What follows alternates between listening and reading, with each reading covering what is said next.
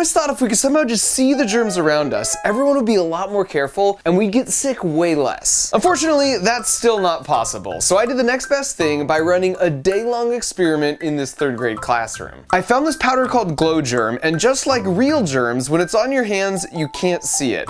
But unlike real germs, if you turn a black light on, it becomes visible. But it transfers to things you've touched, so it provides a really good way to visualize exactly how germs spread. So before the kids arrived, as a control, I went around and noted any pre-existing spots in the room that fluoresced under the black light, and then it was go time. The kids, of course, had no idea what we were doing and that the teacher had been secretly infected with the glowing powder. So she randomly shook the hands of 3 kids, but didn't touch any of the rest. And so with that, they just went about their normal day.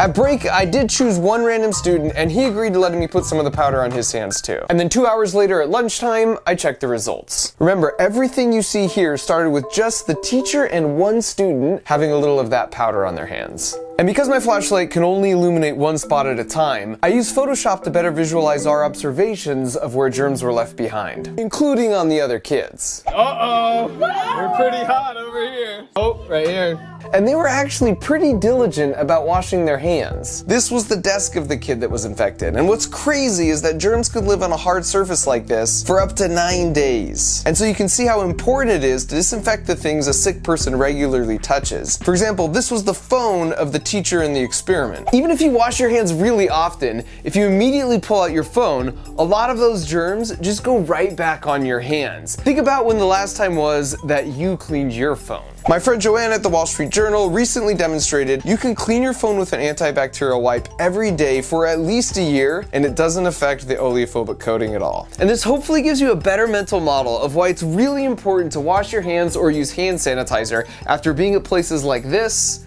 or this, or this, or this.